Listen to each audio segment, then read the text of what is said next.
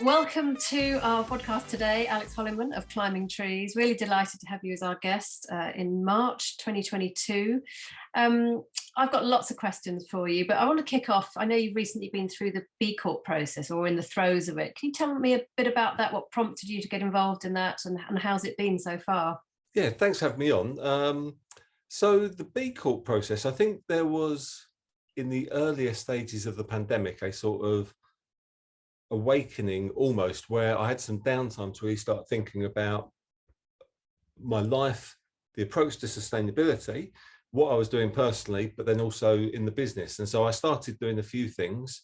And then I met a couple of agencies that had been through the B Corp process, and they were a sort of quite vibrant, almost manifestation of some real positive stuff about business, but also having a purpose and actually trying to look after the planet as much as they do the people and profit.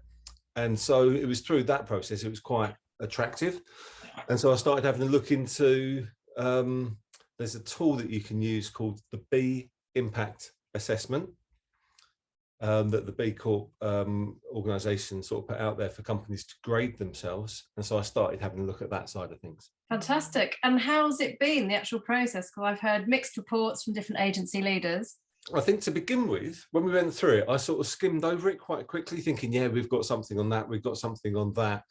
And what I had to do was almost take a pause and approach the assessment with real candid honesty, where if I didn't have a policy written, I had to say I didn't have a policy written. So that could be about, I don't know, staff diversity, team diversity. It could be about measuring our impact in terms of waste. And so then we had an almost a to-do list of all this stuff that we could then look at doing. And it allowed us to almost produce a benchmark of where we were. And the whole thing then, as we've then focused on, we've changed our banks to a more ethical provider. We have changed our electricity supplier. We've got fantastic support in terms of the policies and internal governance for the team. And so it's been very much transformational in terms of how we do business, how we look after the team internally. I think we've always looked after clients particularly well, and then given me real focus on what we can do externally in terms of supporting those less fortunate in society, and then also the environment as well. It all sounds fantastic. Now, I'm imagining you've put a lot of energy into that and time and resource. A recent trend we heard a lot about was the Great Resignation and people leaving. So the challenge of gaining and retaining, or attracting, gaining and retaining great talent is always a challenge for agencies. So has the B Corp process been helpful in that you'll be able to message to potential new recruits that that's what you're all about? So undoubtedly, I think it has been. We've been through a brand repositioning, which is going to be launching within weeks now. And so we're busy populating a new website, and then we'll release that. And I think that will make our new positioning sing. What I know is from interviews we've conducted, and we've doubled in size over the last year, when we talk about, I don't know, the role, I think you have to have an affinity with search marketing to want to work for a search marketing agency. You have to be quite numerate, quite number oriented. I think the perks we can give, we pay people. We've got all the standard stuff the agencies do. We have a ping pong table for our sins. There's a pub over the road if people want to go and socialise and that kind of thing. The part that I think has really attracted the right sort of candidate to us is when we talk about our approach to sustainability and the initiatives that we're taking on that side of things. So we know how much our carbon footprint has reduced. We've got to benchmark 2021 data still. But we know that throughout that first year in the pandemic, our carbon footprint went down 55%. We've made a commitment to plant 1 million trees. We have tried to get everything in the agency in almost meticulous order, so that when we step out, we can do it with real confidence and posture, not based on nonsense and greenwash.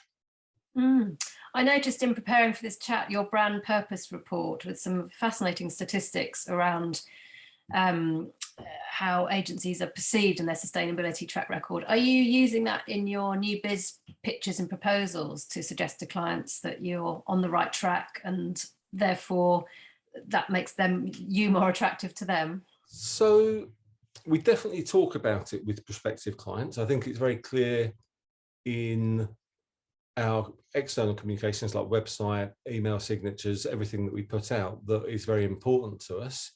And so I think there is almost an increase in people's appetite for knowledge and awareness, especially on the back of stuff like COP26 towards the end of last year, where I think people know that they can't just wait for big business and government to tell us what to do. We just almost need to act on our own initiative and actually make that change happen. Fantastic. And as a result, sorry, back to the attracting talent piece again, and obviously ED&I is a huge factor on people's agendas now, how to attract diverse and have an inclusive culture. How are you tackling that at Climbing Trees? I'd probably say poorly, if I was to be frank. In the first phase of the business, I was very keenly focused on, and quite reasonably, I would say, on keeping the lights on and making payroll. I think I had never thought about it. So I know that I'm a white man in my 40s, so I've had an easy ride in terms of demographically. And so I haven't really thought about it. The first time I did was when in the B impact assessment, there was a question about diversity within the team. So whether that is ethnic diversity, age, gender, sexuality, or neurodiversity. And I think there's stuff on like disability and that kind of thing as well. I think my approach to recruitment historically, well, when I first set up, say 10 years ago, was, are you good at maths? Do you like fantasy football? And could I sit opposite you 8 hours a day? And so it was very, very crude. But I think that very lazy approach to recruitment built a team that was almost a mirror reflection of me. So it's really horrible to sort of work in. And so what we have subsequently, we've made a significant amount of changes. And I think that coming from North Essex, Essex is a very white county. North Essex is even, it's not a diverse sort of area. We have struggled to attract candidates from different backgrounds. So we put a number of changes in place. So on our careers page, we asked people not to send through CVs with identifying features. So we actually look at the CVs based on their skills and their attributes. I think I've always been fairly traditional in terms of, and it's interesting how things have changed. So pre-pandemic, if someone wanted to work from home, I was sort of like, you want to sit in a onesie, watch Jeremy Carr whilst I'm paying you, do you? And I couldn't have been more wrong, because my team, when they've worked from home, have done a fantastic job. The care and attention, I was very much wrong on that side of things. Now almost you want to come in the office, you can meet up and have a chat by the water cooler and then go over to the pub at lunchtime, do you? It's almost like it's a big sort of about face. And so I think in terms of the pandemic and what that's brought is in me the confidence that actually I can build a team that don't have to come into the office, so they're not limited by geographical footprint. We've just offered a job to someone that's maybe 3 hours away, and they'll be starting in a couple of weeks' time. So what we're then able to do is to advertise roles in a way where it's not limited to our geographical footprint. And I think there's part of my thing has always been, so when I first started working in ad agencies, it was in 1992, I had the most junior job in the agency and someone gave me a break and I had no real great academic track record. And so I think what I've always tried to do is give people an opportunity and then pass them through opportunity as clients arise, new business opportunities arise, and try and give them the ability to realise some of their potential. And so I don't really care who that is. So if I can do that from people that come from different backgrounds to myself, then I'm very much open to doing that. And is the fantasy football still a requirement? It's not, and I'm terrible, like my team do terribly at football, and as I've got older, I've got less and less interested. But I think for me, it was just, if someone's got an interest in that, it shows the ability to monitor statistics, numbers, and performance, and that kind of thing. And those are a good sort of skill set to overlay on what we do. It sounds fantastic. I love the idea that you're now thinking more widely out of the geographic area, with the pandemic having accelerated that whole agenda around flexible working, remote working. So fantastic. And I'm sure that will bode very well for Climbing Trees. And as a result, we now have targets that we've set so that whether it's team balance in terms of gender, ethnicity, neurodiversity, so that we have an ambition to balance that out. So I think going into the pandemic, we were a team of 6 white men. Now we are a much different organisation. It's not like I've hired for that difference, but I think the changes that we've put in place have built a stronger team. Excellent. So what keeps you awake at night? It sounds like you've gone through lots of change, pandemic, changing the recruitment policy, going through B Corp. What are the other challenges and issues that keep you awake? So I'm a dad to twin boys who are 6. And so I sleep very, very soundly. So there's not much that I worry about. But I think the kind of things that would worry me would be, it could be stuff like we're pushing to grow. And in that process, there's a certain amount of stress that comes.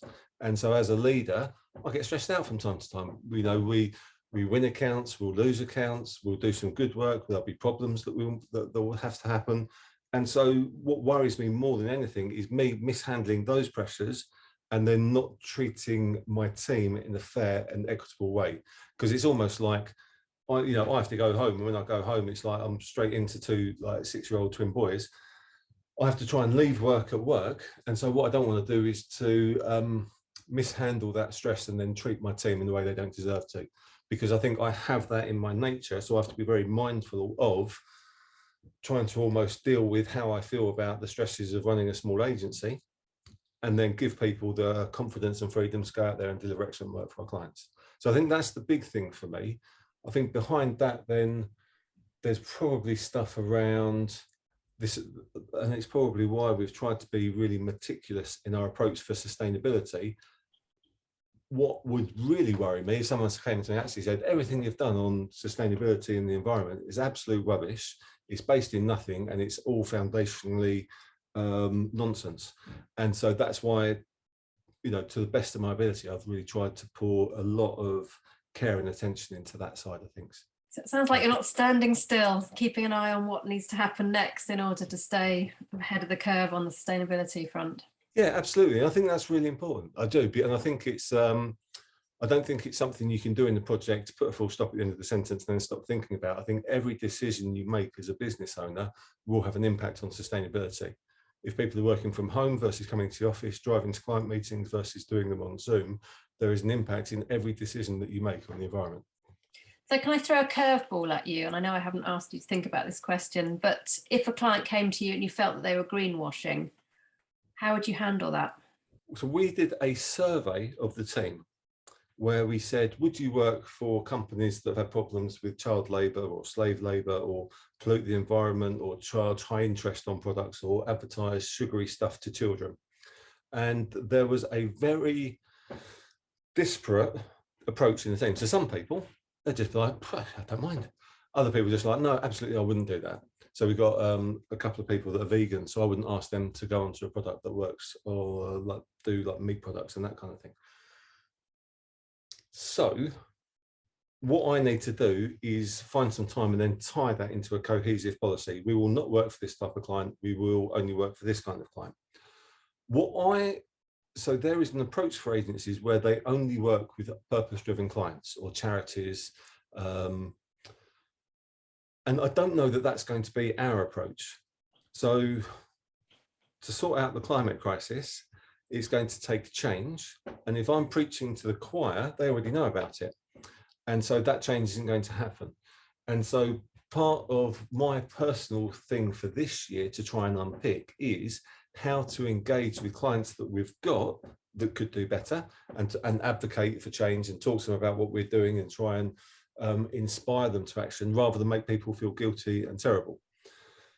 What we would do, to directly answer your question, is if there was a client that was a terrible fit for us that just was inappropriate, we almost have a war council approach to new business leads. They'll come into me, there's then the senior team here, we'd gather around and say, should we go for this or not?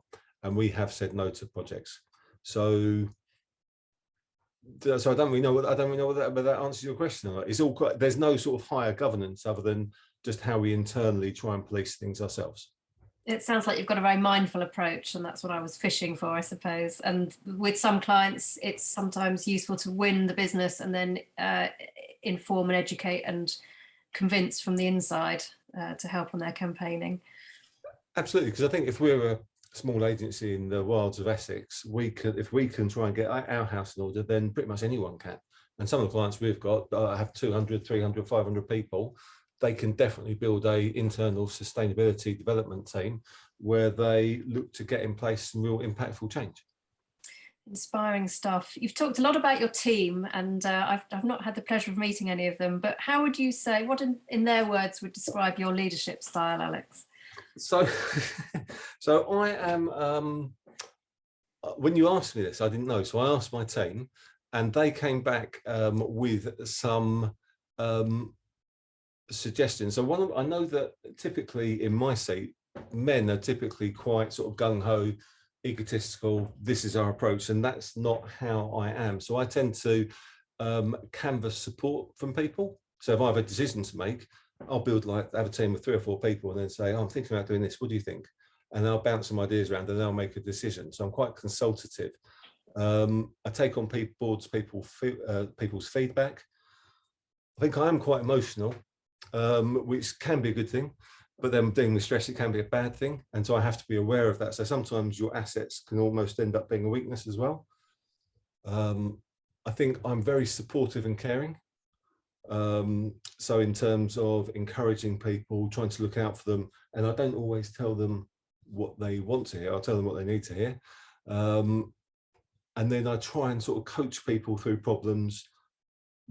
And on the other side of that, you could actually say I'm probably actually quite demanding. So in terms of demanding excellence, primarily on behalf of our clients, but in terms of what we're doing as a business as well. So I don't know what you make of that. You could psychoanalyze that and say that I'm like really horrible, but who knows?